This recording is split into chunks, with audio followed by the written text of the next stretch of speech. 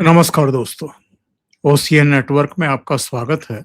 मैं हूं ओमकार चौधरी। देश में सियासी खानदानों के खिलाफ बगावत शुरू हो चुकी है और ये लोकतंत्र के लिए शुभ संकेत, क्योंकि अलग-अलग राज्यों में ऐसे 25-30 खानदान हैं, बल्कि 35 खानदान हैं, जो वहां की राजनीति पर हावी भी हैं, सत्ता पर काबिज भी होते हैं और जो लोकतांत्रिक तरीके से अपनी पार्टी के भीतर भी जो प्रतिभावान युवा या नेता इनके साथ जुड़ते भी हैं, उनको सर्वोच्च पदों तक आने ही नहीं देते। और ऐसे में वो या तो दूसरे दलों की तरफ पलायन के लिए मजबूर होते हैं या फिर फ्रस्ट्रेशन में इनकी जी जी हुजूरी करके और जो सेकंड थर्ड पोजीशन होती है, या कभी कभार अगर कांग्रेस जैसा कोई राजनीतिक दल है और केंद्र की सत्ता में भी रहा 2014 से पहले, तो फिर जिस पर ये मेहरबान हो जाएं या जो इनकी चापलूसी कर ले, उसको राजभवन में भी भेज देते थे, उसको केंद्रीय मंत्री भी बना देते थे और जो सर्वोच्च संवैधानिक पद हैं उन पर भी बैठा देते थे। जैसे राष्ट्रपति बना दो, उपराष्ट्रपति बना दो, ये सब इनके हाथों में था और ये तब बना रहे थे। और ये मजबूरी थी, क्योंकि खानदान का कोई व्यक्ति तैयार नहीं था, तो मनमोहन सिंह को 10 साल के लिए मोहर के रूप में, कठपुतली के रूप में प्रधानमंत्री भी बना दिया। लेकिन जो राज्यों के क्षत्रप हैं, सियासी खानदान हैं, अब उनकी उल्टी गिनती शुरू हो चुकी है। ऐसे संकेत और संदेश मिल रहे हैं और जो घटनाएं घट रही हैं तेजी से, वैसे तो प्रधानमंत्री नरेंद्र मोदी 2013-14 से ही कहते आए हैं कि इस देश से भ्रष्टाचार खत्म करना है। जो ये सियासी खानदान हैं, जो लोकतंत्र के सबसे बड़े दुश्मन हैं और जो भ्रष्टाचार की जननी हैं, जनक हैं, इनको भी खत्म करना है। यानी खानदान आधारित जो राजनीति चली आ रही है, इसको भी खत्म करना है।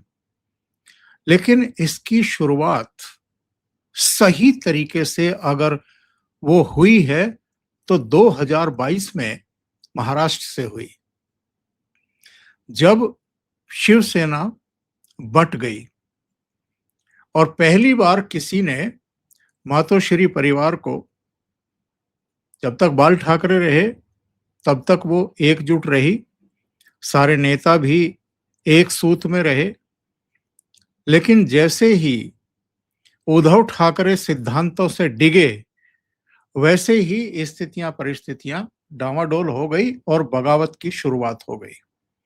वहां जो हुआ था मुझे रिपीट करने की जरूरत नहीं है, सारा प्रकरण आप जानते हैं। बाला साहब ठाकरे के पुत्र और पौत्र यानी उद्धव ठाकरे और आदित्य ठाकरे को भीतर से ही चुनौती मिली। एकनाथ शिंदे के नेतृत्व में 40 एमएलए और 13 एमपी टूट गए और पार्टी ही टूट गई, सिंबल भी चला गया, कुर्सी भी चली गई। तो ये शुरुआत 4 साल पहले हो गई थी और अब जो हम बंगाल में देख रहे हैं होते हुए, ममता बनर्जी के खिलाफ खुली बगावत हुई है। हालांकि जिन्होंने बगावत की है, जिन्होंने अलग गुट बनाया है, वो अभी भी अपने आप को टीएमसी का ही सदस्य बता रहे हैं और ममता बनर्जी को ही अपना नेता भी बता रहे हैं। लेकिन नेता उस रूप में नहीं। उनका कहना यह है कि ममता बनर्जी हमारी मार्गदर्शक बने, हमारी सलाहकार बने तो स्वीकार है। यानी नेता के रूप में वो उनको भी अब स्वीकार करने को तैयार नहीं दिखते हैं। और ये जो ऋतुव्रत बनर्जी के नेतृत्व में 59 या 60 विधायकों का अलग गुट बना है, जिसकी लिस्ट स्पीकर को सौंपी गई 3 जून को, उसमें सबके नाम हैं, सबके हस्ताक्षर हैं और इसीलिए स्पीकर ने, रतेंद्र बोस ने उनको नेता प्रतिपक्ष भी बना दिया, घोषित कर दिया। ममता बनर्जी चाहती थी कि शोभन देव चट्टोपाध्याय को नेता प्रतिपक्ष बनाया जाए। एक अभिषेक बनर्जी के हस्ताक्षरों से युक्त चिट्ठी स्पीकर को सौंपी गई थी रतेंद्र बोस को, लेकिन उन्होंने उस चिट्ठी को और उस सिफारिश को मानने से इनकार कर दिया, ये कहते हुए कि सभी विधायकों के इस पर सिग्नेचर नहीं है, कोई विधिवत बैठक नहीं हुई है और जिसको आप नेता प्रतिपक्ष बनाना चाहती हैं, शोभन देव चट्टोपाध्याय, उनको विधिवत रूप से विधायक दल का नेता भी नहीं चुना गया है। तो ऐसे में इनकी चिट्ठी को तो ठंडे बस्ते में डाल दिया और अब जब टीएमसी में बिखराव हो गया, टूटन हो गई और ऋतव्रत बनर्जी और संदीपन साहा के नेतृत्व में 80 में से जब 59-60 विधायक अलग हो गए और उन्होंने जाकर के स्पीकर से कहा कि हम इनके नेतृत्व में इनको नेता मानते हैं, इनको एलओपी बनाइए, तो उन्होंने उनकी इस धड़े की बात मान ली और इनको लीडर ऑफ ऑपोजिशन घोषित कर दिया। उनको जो विधानसभा में नेता प्रतिपक्ष का रूम होता है उसकी चाबी भी सौंप दी गई, उन्होंने अपना कार्यभार भी संभाल लिया। इसका मतलब ये है कि अब टीएमसी में भी बगावत हो चुकी है। जिस तरीके से महाराष्ट्र में शिवसेना दो फाड़ हुई थी, उसी तरीके से अब बंगाल में भी टीएमसी दो फाड़ होने वाली है, लगभग हो चुकी है। अभी वैसी ही स्थिति है जैसे शुरू में एकनाथ शिंदे ने उद्धव ठाकरे को ही अपना सुप्रीमो एक तरीके से स्वीकार कर लिया था, नेता स्वीकार कर लिया था और ये कहा था बीजेपी के नेताओं से भी कि आप सीधे तौर पर उद्धव ठाकरे की आलोचना ना करें, उनके बारे में कुछ कटु शब्दों का प्रयोग ना करें। लेकिन जब उद्धव ठाकरे ने और आदित्य ठाकरे ने और इनके कुछ लग्गे भग्गों ने सीधे सीधे एकनाथ शिंदे और बगावत करने वाले सारे विधायकों को, मंत्रियों को गद्दार कहना शुरू कर दिया और पीठ में छुरा भोंकने वाला बताना शुरू कर दिया, तो फिर इन्होंने भी उन पर अटैक करने शुरू किए और कानूनी लड़ाई तो वो जीते, क्योंकि अधिकांश विधायक इनके साथ थे, अधिकांश एमपी इनके साथ थे, अलग अलग जिलों के पदाधिकारी भी इनके साथ आ गए थे। और मैं बंगाल में भी वही हाल होते हुए ममता बनर्जी का देख रहा हूं, टीएमसी का देख रहा हूं। अच्छा, ये बगावत यहां हुई क्यों है? जो आपके ऋतव्रत बनर्जी हैं, उन्होंने जो प्रेस कॉन्फ्रेंस की है उसमें ये स्पष्ट किया है कि हम अभिषेक बनर्जी के खिलाफ हैं। हम अभिषेक बनर्जी के तौर तरीकों से, उनके नेतृत्व से नाराज हैं और उसे बर्दाश्त करने को तैयार नहीं है। यानी यहां भी मसला वही है, सियासी खानदान। और ममता बनर्जी चाहती हैं कि जैसे मुझे आप झुक करके सलाम करते रहे हैं, ऐसे ही मेरे भतीजे अभिषेक बनर्जी को भी आप झुककर सलाम करिए और उनको लीडर मानिए। जो वो कह रहे हैं वो करिए। वो कहें बैठ जाओ तो बैठ जाओ, वो कहें कि उठ जाओ तो उठ जाइए। और कोई भी इस चीज को स्वीकार करने को तैयार नहीं है, बर्दाश्त करने को तैयार नहीं है। महाराष्ट्र में भी शिवसेना का अगर विभाजन हुआ तो वजह बड़ी क्लियर थी कि वहां पर उद्धव ठाकरे अपने बेटे को प्रमोट कर रहे थे, आदित्य ठाकरे को नेता के तौर पर आगे बढ़ा रहे थे, खुद मुख्यमंत्री बन गए, अपने बेटे को भी कैबिनेट स्तर का मंत्री बना लिया। इसको लेकर के भी जबरदस्त असंतोष था और एकनाथ शिंदे जैसे सीनियर मोस्ट नेता को और कई दूसरे सीनियर नेताओं को अपमान के घूंट पीने पड़ते थे कई बार। तो ये स्थितियां परिस्थितियां कब तक चलेंगी? आप देखें कांग्रेस में क्या हुआ है। और कांग्रेस पर आने से पहले महाराष्ट्र में ही दूसरे खानदान यानी शरद पवार के खानदान, जब तक सुप्रिया सुले की आकांक्षाएं नहीं जागी थी कि पूरी पार्टी पर मेरा वर्चस्व होना चाहिए और अजित पवार को थोड़ा सा साइड लाइन करके रखना चाहिए, तब तक कोई संकट नहीं था। शरद पवार जब तक अजित पवार को आगे करके चल रहे थे तब तक सब ठीक चल रहा था। सब जानते हैं कि अजित पवार शरद पवार के भतीजे जरूर हैं, लेकिन संगठन में जितना काम अजित पवार ने किया था और जितनी पकड़ संगठन पर उनकी थी और जमीन पर भी जितना वो काम करते थे, इतना आम तौर पर इस जितने भी इस देश में खानदानी परिवार हैं, खानदानशाही है, जो सियासत कर रहे हैं, उनमें ऐसा मेहनती व्यक्ति बहुत कम देखने को मिलता है। तो अजित पवार को जो हासिल हुआ था वो इसलिए कि वो काम भी करते थे, पसीना भी बहाते थे, संगठन पर उनका वर्चस्व भी था। लेकिन जैसे ही शरद पवार की थोड़ी सी करवट बदली, सोच बदली और अपनी बेटी की तरफ उनका झुकाव होना शुरू हुआ, तो एनसीपी भी टूट गई, दो फाड़ हो गई। कांग्रेस पार्टी का जो कबाड़ा हुआ है वो सोनिया गांधी के पुत्र मोह की वजह से हुआ है, वरना कांग्रेस में और भी काबिल नेता हो सकते हैं।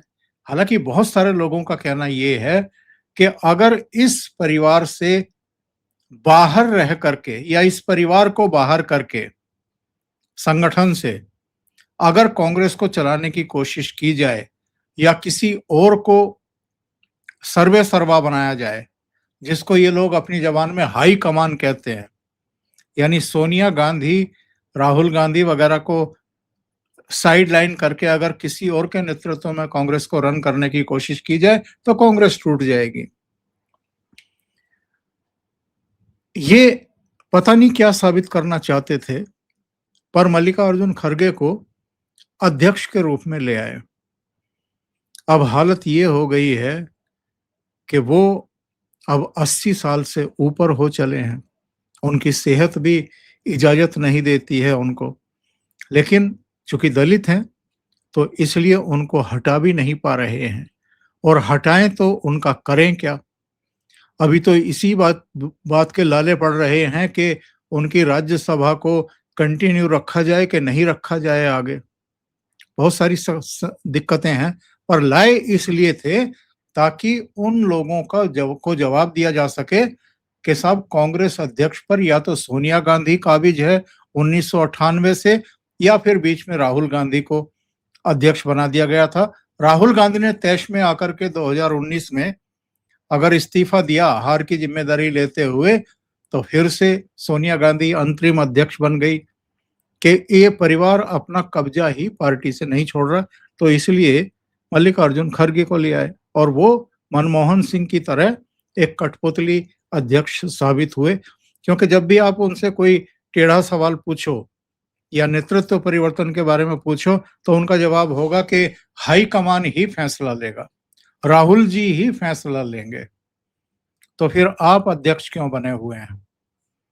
तो जितनी ये खानदान आधारित पार्टियां हैं, इनका अगर हस्र आप देखें तो हरियाणा में चौटाला परिवार था, वो बिखर चुका है।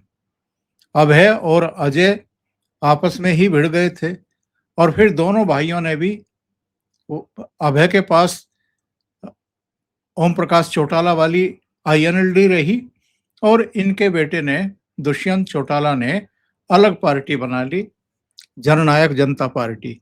हालांकि अब उसको भी जब 2019 में 10 सीटें मिली थी तो वो डिप्टी चीफ मिनिस्टर बन गए थे मनोहर लाल खट्टर के साथ। पर बाद में उनके अपने व्यवहार की वजह से वही जो खानदान शाही रहती है कि अब मुझे क्या जरूरत है किसी से मिलने की, तो उसका भी जो थोड़ा बहुत जनाधार था वो भी चला गया।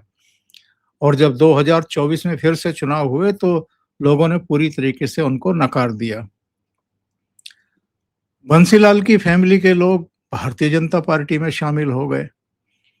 इसी तरीके से भजन लाल की जितने पार्टी के लोग थे, उनके बेटे, वो भारतीय जनता पार्टी में शामिल हो गए। तो जितने इस तरह के परिवार हैं, भूपेंद्र सिंह हुड्डा का परिवार देख लीजिए, पिता पुत्र में एका है, लेकिन ये जो वंशवाद की बेल को ही आगे बढ़ाने की उनकी नीयत है, चौधरी रणवीर सिंह, फिर भूपेंद्र सिंह हुड्डा, फिर दीपेंद्र हुड्डा, तो ये जो परंपरा चली आ रही है कांग्रेस में, ये अलग अलग राज्यों में भी एक बीमारी के रूप में देखी जा रही है और लोग इसको पसंद नहीं कर रहे हैं। इसीलिए हरियाणा में अब जो विकल्प के रूप में भारतीय जनता पार्टी उभरी थी, जो खानदान शाही के आधार पर नहीं चलती है, लोकतांत्रिक तरीके से चलती है, उसी को लोग पिछले 10 साल से चुनते आ रहे हैं और तीसरी बार भी वहां भारतीय जनता पार्टी को ही लोगों ने चुन लिया है। एक और राज्य उत्तर प्रदेश को देख लीजिए। मुलायम सिंह यादव के साथ अखिलेश यादव ने ही भरे मंच पर क्या किया था, माइक उनके हाथ से छीन लिया था, उनको अध्यक्ष पद से जबरन हटा दिया था और खुद अध्यक्ष बन गए थे। तो ये जो खानदानों में और पिता पुत्र में ही आपस में झगड़े, तो ये चीजें जो हैं वो डेमोक्रेटिक सिस्टम में कितने समय तक चलेंगी। और कई बार मुझे लगता है कि प्रधानमंत्री नरेंद्र मोदी का जो कुल मिलाकर के ऑब्जर्वेशन होता है, राजनीति को लेकर के भी, राजनीतिक घटनाक्रमों को लेकर के भी, और आने वाले कल की किस तरह की राजनीति होगी और कौन सी चीजें चुनौती होने जा रही हैं और उनका उन्मूलन कैसे हो, वो बेजोड़ है। 13-14 से ही उन्होंने कहना शुरू कर दिया था कि जिन चीजों पर जीरो टॉलरेंस हमारा होना चाहिए वो आतंकवाद, नक्सलवाद, अलगाववाद, भ्रष्टाचार, इन पर जीरो टॉलरेंस होना चाहिए। और बहुत सारी समस्याओं की जड़ ये खानदान शाही है, ये वंशवादी राजनीति है। तो मुझे लगता है कि जो शुरुआत महाराष्ट्र से 4 साल पहले हुई थी, वो अब पश्चिम बंगाल में हम आगे बढ़ते हुए देख रहे हैं और ये आगे और बढ़नी है। यानी जो सियासी परिवार हैं वो अब किनारे लगने ही लगने हैं। उनको चुनौतियां पार्टियों के भीतर से ही मिलनी अब शुरू हो चुकी है, तो आगे भी ये होगा। और अगर इन खानदानों के वर्चस्व से, आधिपत्य से इनकी पार्टियों को मुक्त करने में चाहे एकनाथ शिंदे हों, चाहे ऋतव्रत बनर्जी हों, या आगे उत्तर प्रदेश में भी समाजवादी पार्टी या दूसरे दल जो भी अलग अलग राज्यों में पॉलिटिकल पार्टियां हैं, उनके चंगुल से अगर ये निकालने में कामयाब हो गए तो ये भारतीय लोकतंत्र के लिए मुझे लगता है कि शुभ संकेत होंगे। अपवाद हैं अभी 2 परिवार और 2 राज्य।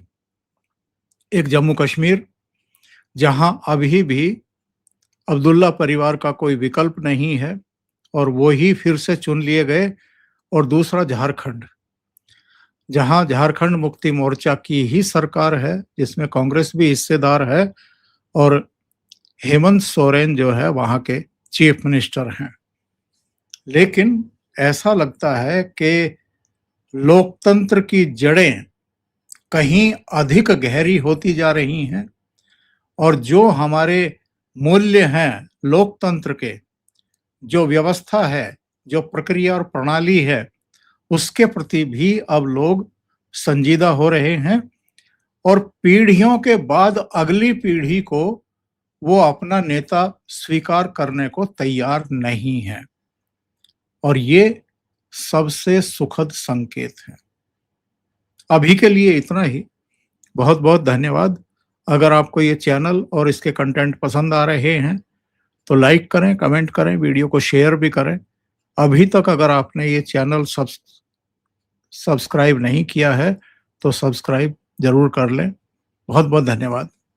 नमस्कार।